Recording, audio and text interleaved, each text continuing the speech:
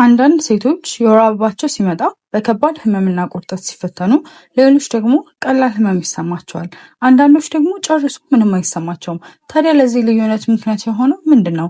ዛሬ ምንም አይነት ኬሚካላዊ መድኃኒት ሳይወስዱ በቤት ውስጥ ሊያደርጓቸው በሚችሉ ህመሙን መከላከል የሚችሉ እና ማስታገስ የሚችሉ ተፈጥሯዊ መንገዶችን እናያለን። ቪዲዮውን እስከ መጨረሻ ይመልከቱ።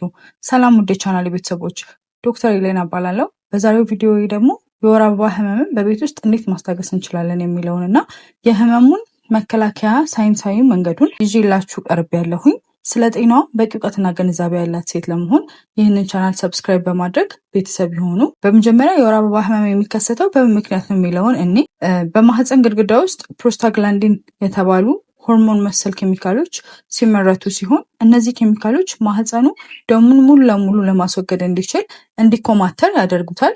ታዲያ በአንዳንድ ሴቶች ላይ የፕሮስታግላንዲን መጠን በጣም ከፍ ያለ ሲሆን በሌሎች ሴቶች ላይ ደግሞ በጣም በዝቅተኛ መጠን ይመረታል።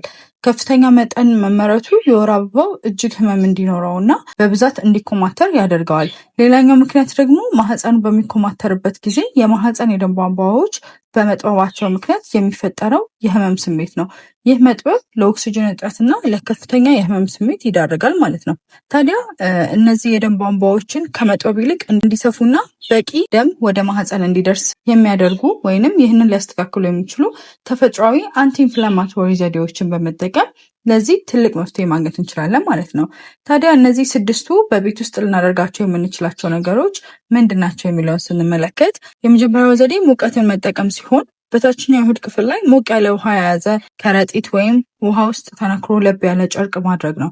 ይህ ሂደት የጠበቡት የማህፀን የደም ቧንቧዎችን እንዲሰፉ ወይንም ቫዞዳይሌሽን እንዲፈጠር በማድረግ ለጡንቻዎች በቂ የኦክሲጅን አቅርቦት እና በቂ የደም ፍሰት እንዲኖር ያደርጋል። በተጨማሪም የፕሮስታግላንዲንን ተጽዕኖ በመቀነስ የማህፀን ጡንቻዎች ላላ እንዲሉና በብዛት እንዳይኮማተሩ ይረዳል ማለት ነው። ሁለተኛው የዝንጅብል ሻይ መጠቀም ነው። ሳይንሳዊ ጥናቶች እንደሚያሳዩት ከሆነ ዝንጅብል በሰውነታችን ውስጥ የፕሮስታግላንዲንን ምርት በቀጥታ የመክታት አቅም አለው። ይህ የሚሆነው ልክ እንደ ህመም ማስታገሻዎች ለምሳሌ እንደ አይቦፕሮፊን ምናምን ኮክስ የተባለውን ኢንዛይም በመቋቋም ስለሚሰራ ነው። ህመሙንም በብቃት ይቀንሳል። ስለዚህ በዚህ ወቅት የምንጠጣው ሻይ የዝንጅብል ሻይ ቢሆን ተመራጭ ነው ማለት ነው። ሶስተኛው ጥቁር አዝሙድ ዘይትና እርድ ሲሆን እነዚህም በተፈጥሯቸው ጸረ ብግነት ኦር ደግሞ አንቲ ኢንፍላማቶሪ የምንለው አቅም አላቸው።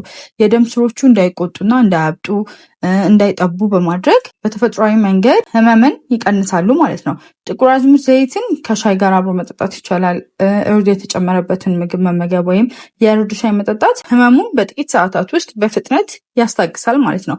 አራተኛው በማግኔዚየም የበለጸጉ ምግቦችን መመገብ ነው። ይህም የማህፀን ጡንቻዎች ዘና የሚያደርግ ሲሆን ማግኔዚየምን የያዙ ምግቦች እንደ ለውዝ፣ አረንጓዴ አትክልቶች ወዘተ መመገብ ማግኔዚየም በሰውነት ውስጥ እንዲጨምርና በተፈጥሯዊ መንገድ ጡንቻን ዘና እንዲል ስለሚያደርግ ወይንም መስል ሪላክሳንት ስለሆነ ማህፀኑን እንዲላላ በማድረግ የቁርጠት ስሜቱን ይቀንሳል ወይንም ያስወግዳል ማለት ነው።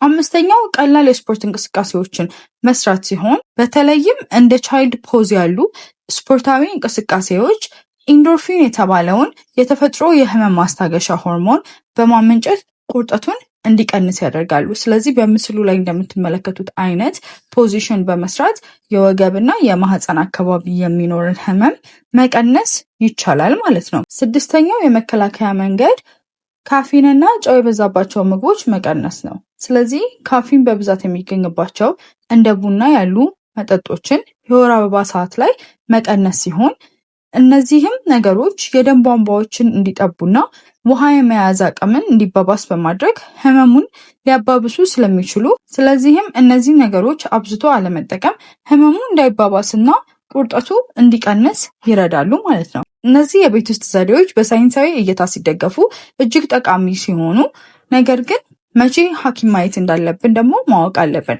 ህመሙ ከወትሮ የተለየና ከባድ ከሆነ የዕለት ተዕለት እንቅስቃሴዎችን ሙሉ በሙሉ ካስተጓጎለ ወይም የቤት ውስጥ መፍትሄዎች ጨርሶ የማይሰሩለት ከሆነና የህመም ማስታገሻዎችም ምንም አይነት ለውጥ የማያመጡ ከሆነ ግዴታ የህክምና እርዳታ ያስፈልጋል ማለት ነው። በተጨማሪም ያልተለመደ የወር አበባ መኖሩን እንዴት ማረጋገጥ እንደምንችል መመዘኛዎቹ ከዚህ ቀደም በነበረው ቪዲዮ በሰፊው ስለሰራሁት ሄዳችሁ ማየት ትችላላችሁ። ዛሬ ያየናቸው ተፈጥሯዊ መፍትሄዎች የወር አበባ ህመምን በከፍተኛ ሁኔታ ለመቀነስ ይረዳሉ።